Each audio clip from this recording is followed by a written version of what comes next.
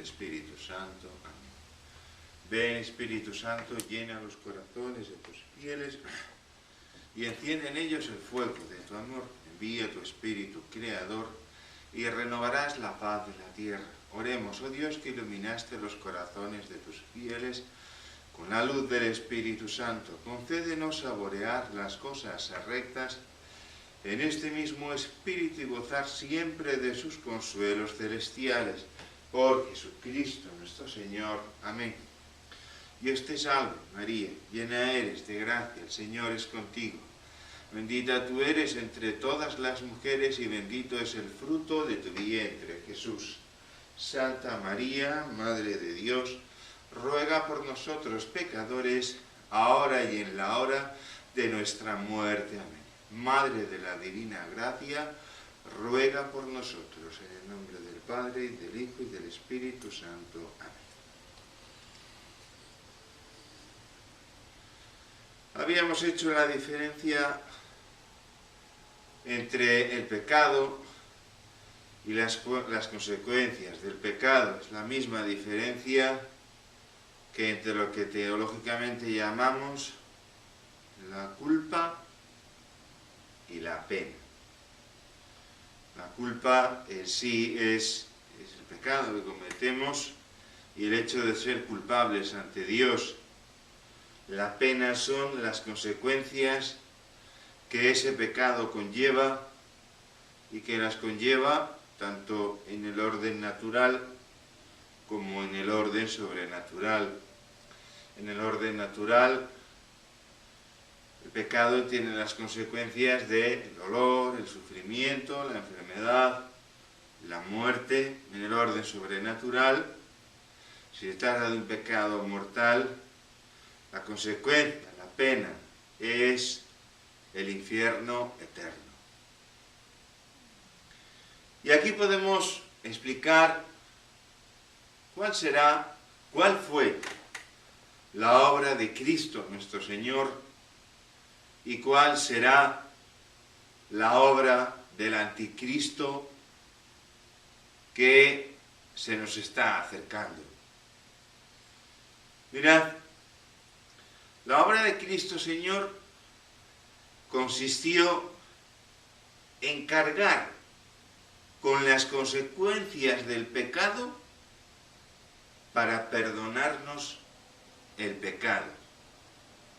Cargó con la pena para perdonarnos la culpa. Él, que no había cometido ningún pecado, que era absolutamente inocente, Él quiso asumir esa pasión tan terrible, quiso pasar por unos dolores, por unos sufrimientos que no le correspondían en absoluto, sino que nos correspondían a nosotros por nuestros pecados, y porque Él quiso pasar voluntariamente por esos dolores, por esos sufrimientos, por esa muerte, nos perdonó el pecado. Pero no quitó las consecuencias del pecado.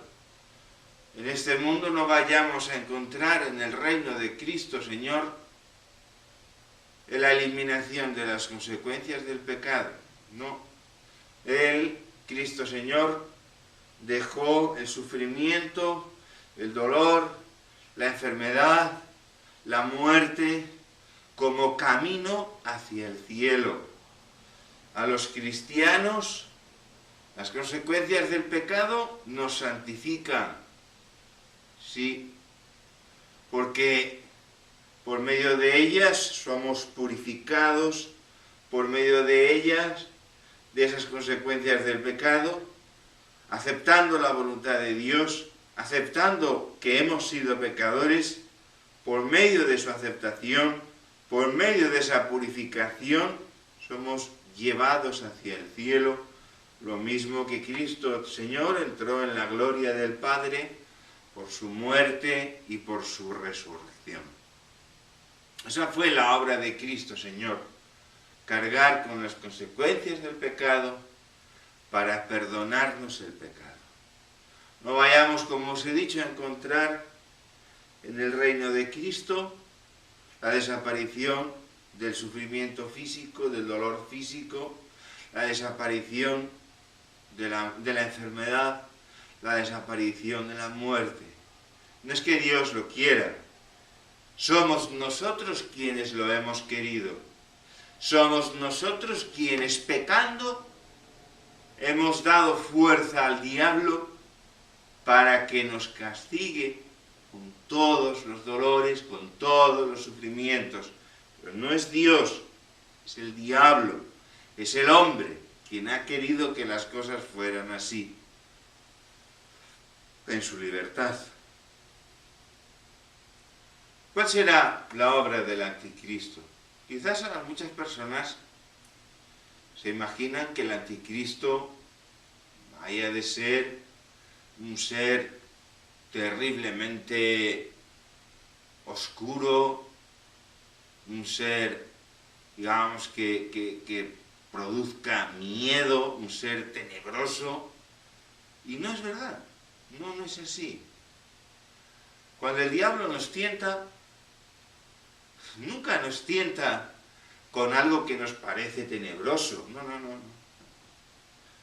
En la tentación, aquello con lo cual somos tentados se nos presenta siempre como algo agradable, como algo apetecible, como algo deseable.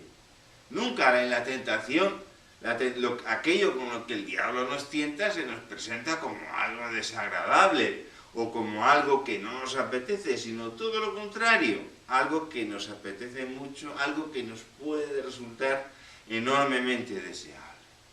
Igual será el anticristo, igual.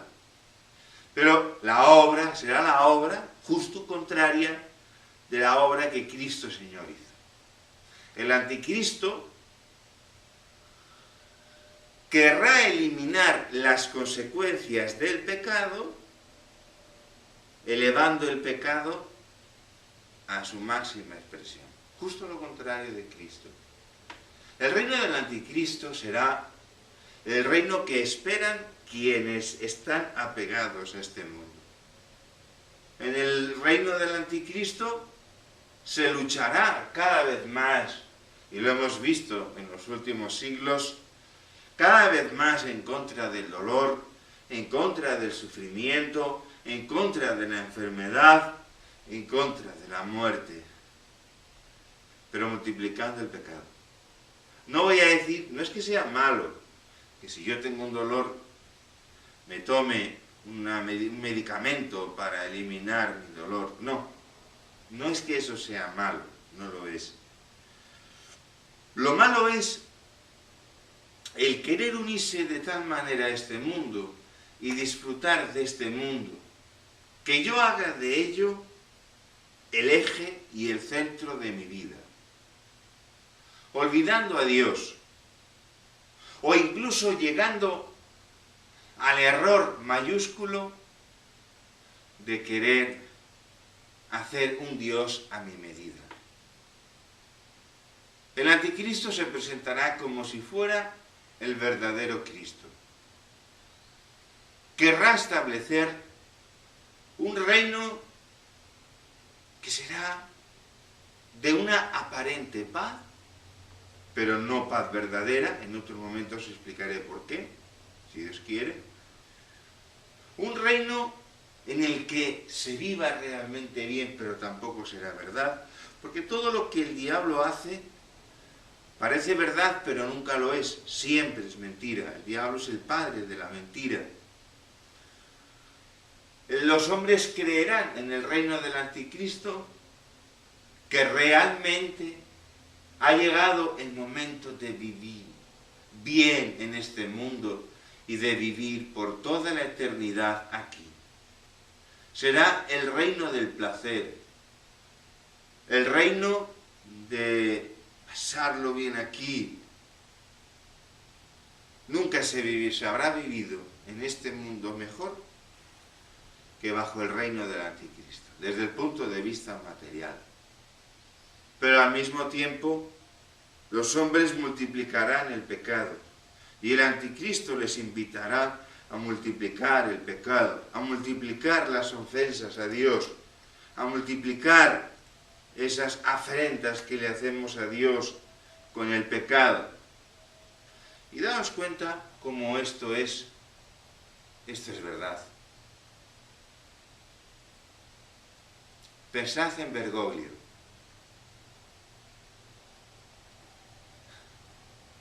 El mismo día en que Benedicto XVI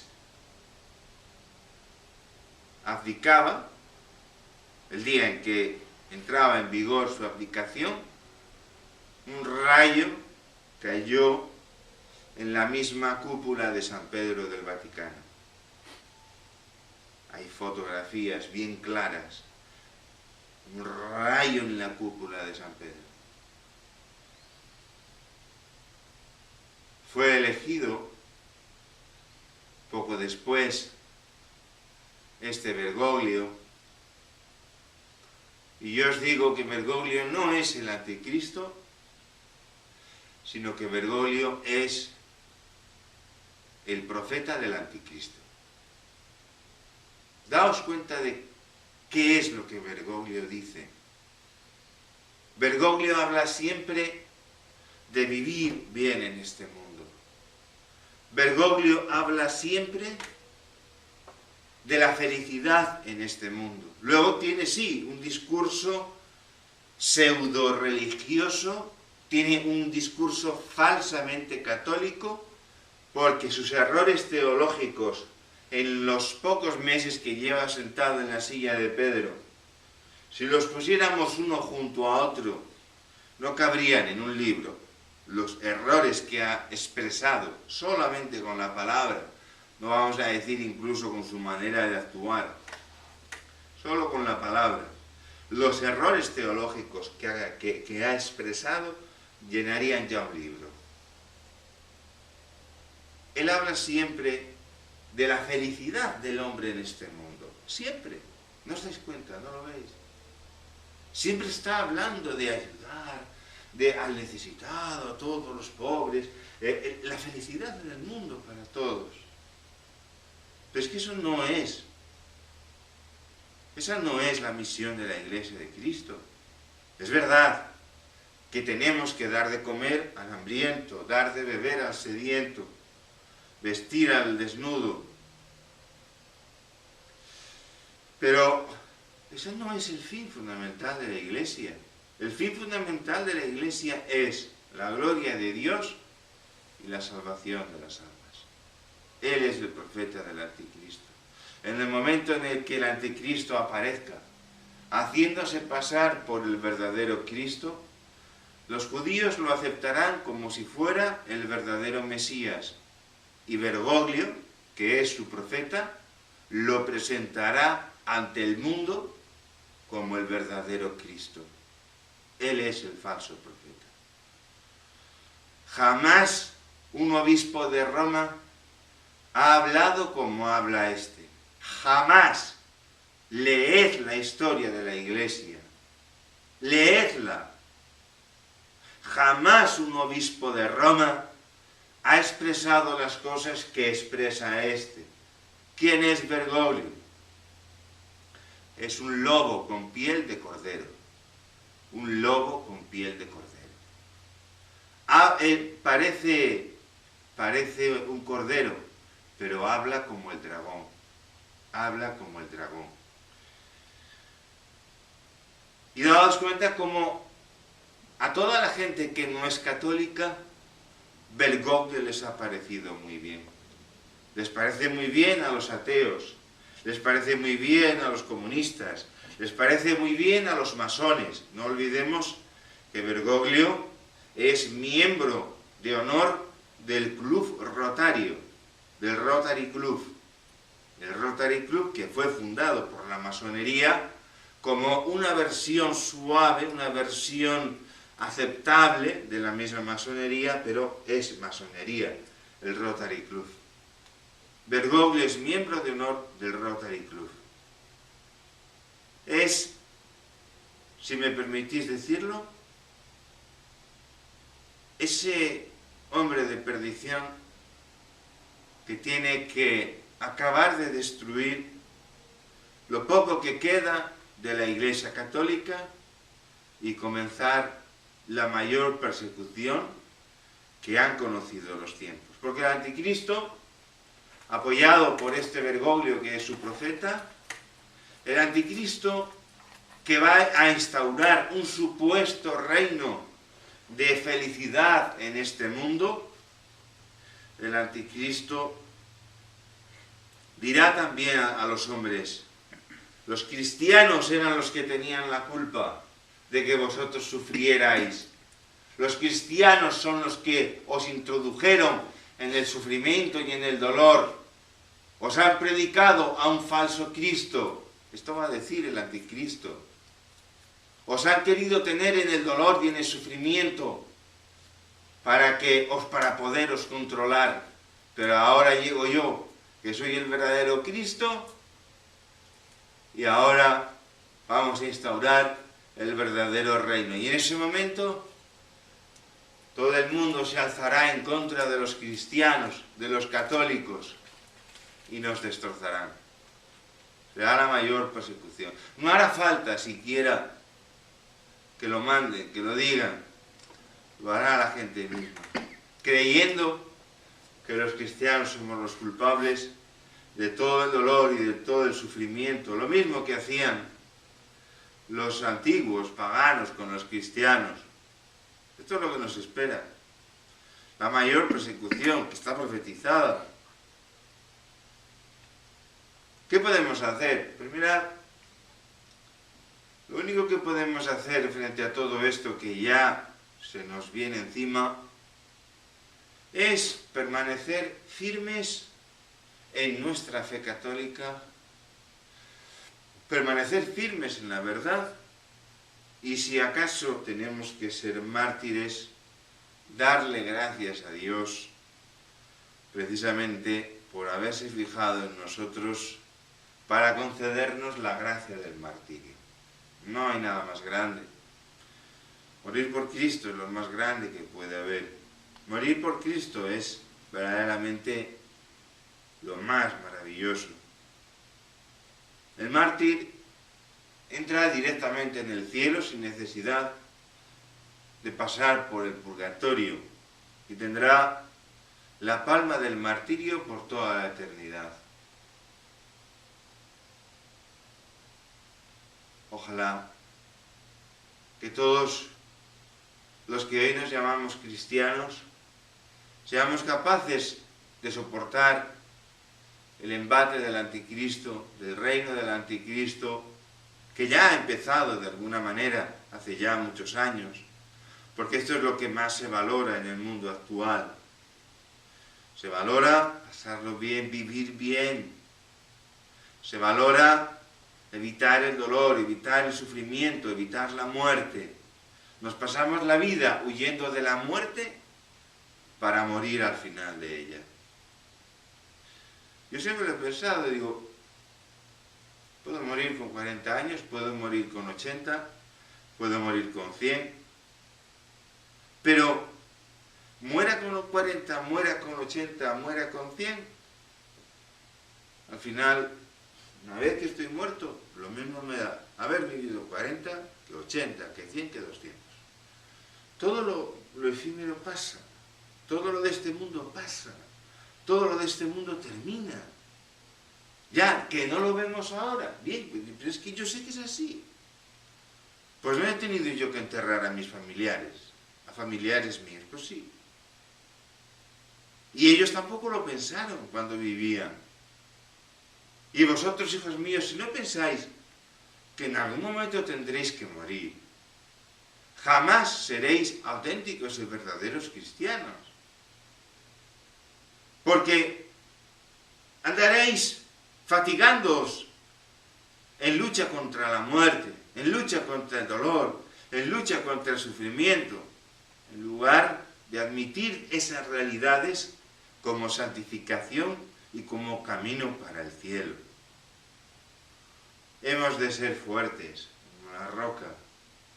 Hoy en día ya es muy difícil proclamar en voz alta las verdades católicas, las verdades reveladas por Dios. Es muy fácil, sería muy fácil que un sacerdote que diga la verdad católica, la verdadera, no la falsa, valga, si se quiere, esa falta de lógica en la expresión, tendría graves problemas, graves problemas. Si un sacerdote hoy en día proclamara la verdad católica tal como se proclamaba en el siglo XVI, en el siglo XVII, en el siglo XVIII, tendría incluso graves problemas con las autoridades humanas. Sí. Pues hay que proclamarla, hay que decirla, no podemos callarnos, no podemos aceptar eso que se nos viene encima, esa persecución que es ya la última y que la tenemos en puertas y que va a sacudir a todo el mundo, a toda la humanidad. Imaginaos, por ejemplo, porque muy poca gente piensa en ello, pero es una posibilidad que dentro de poco tiempo, el que sea, existe la posibilidad entre dos países de una guerra nuclear. Las armas nucleares están ahí. Hay miles de cabezas nucleares. Con pocas de ellas bastaría para destruir el mundo entero. Imaginaos una tensión terrible entre dos naciones, entre dos países. Parece que se va a acabar todo. Parece que va a haber la última guerra. La tercera guerra mundial, una guerra nuclear, todo va a desaparecer. Y en ese momento aparece el anticristo. Aparece el anticristo como si fuera el verdadero Cristo. Y ese anticristo compone las enemistades que había entre esos dos países y se aleja por completo el peligro de una confrontación nuclear.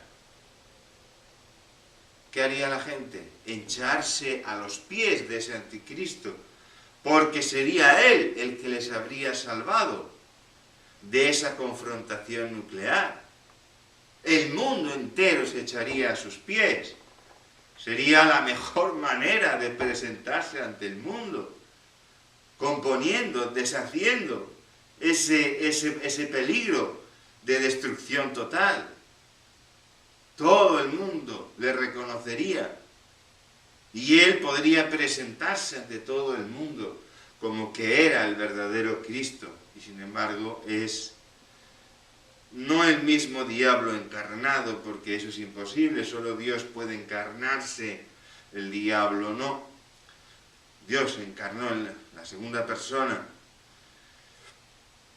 en Cristo, naturaleza humana, naturaleza divina, una sola persona divina. El diablo no puede hacer nada semejante, pero sí que puede hacer algún tipo de posesión, como hemos visto en aquellos que están poseídos por el diablo, algún tipo de posesión en la cual la persona acatúe por completo al dictado del diablo. Y ese anticristo que actuará por completo al dictado del diablo será arrebatador. Quizás yo mismo pueda ir detrás de él. Quizás muchos de los que me oís podréis ir detrás de él, porque será arrebatador. Será una persona tan atrayente, tan agradable, igual que la tentación. Ese deseo que nos suscita la tentación, ese placer prohibido que la tentación nos da, eso lo tendrá el mismo anticristo. Y es muy difícil sustraerse a algunas tentaciones, hijos míos, vosotros lo sabéis. Sustraerse a algunas tentaciones es muy difícil, pues el anticristo tendrá el poder de todas las tentaciones. Es que parecerá el mismo Cristo. Parecerá el mismo Cristo. Y Bergoglio, su profeta, estará con él,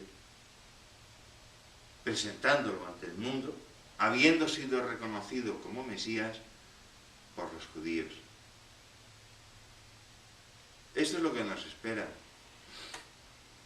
Eso es lo que nos espera. Y cuando estas cosas empiecen a suceder, que sucederán, y lo vais a ver, recordad que os lo habían dicho. Recordad que lo habíais oído. Recordad aquel sacerdote que os había explicado lo que había de pasar. Vendrá el anticristo. Se presentará como el verdadero Cristo. Querrá establecer en este mundo un reino de absoluta felicidad, en el cual incluso hará aparentes milagros. El diablo no puede hacer milagros, solo Dios puede hacer propios y verdaderos milagros.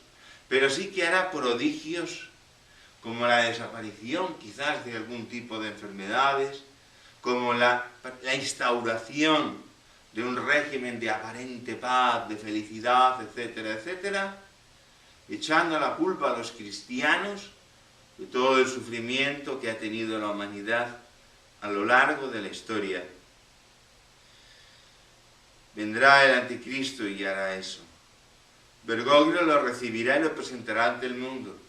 Será reconocido por los judíos como el verdadero Mesías. Ya le están esperando. Le están esperando. De hecho, se dice que desean ellos construir el tercer templo. Le están esperando. Será un momento muy duro y muy difícil. No sabemos cuándo. Desde luego, una vez que ha aparecido su profeta, que es Bergoglio, una vez que ha aparecido su profeta, poco tiempo ha de faltar para que el anticristo se manifieste. Pidámosle a la Virgen Santísima, nuestra Madre, que nos dé fuerzas para soportar todo esto que está ya para suceder. Será un momento dificilísimo, hijos. Solamente uniéndonos a la Madre de Misericordia, a la Madre de Dios, podremos soportar todo esto que ya se nos está acercando. Unámonos a ella, unámonos a la Madre de Dios, recemos a diario el Santo Rosario, recémoslo con devoción, con amor, y os recomiendo también una cosa, recemos a San José, su castísimo esposo. Ya se recomienda muy poco la oración al patrón de la Iglesia Universal, San José, y es enormemente poderoso. Santa Teresa de Ávila, mi ilustre paisana, recomienda fervorosamente en el libro de la vida, en su autobiografía, la devoción al glorioso patriarca San José. Recemos también a San José.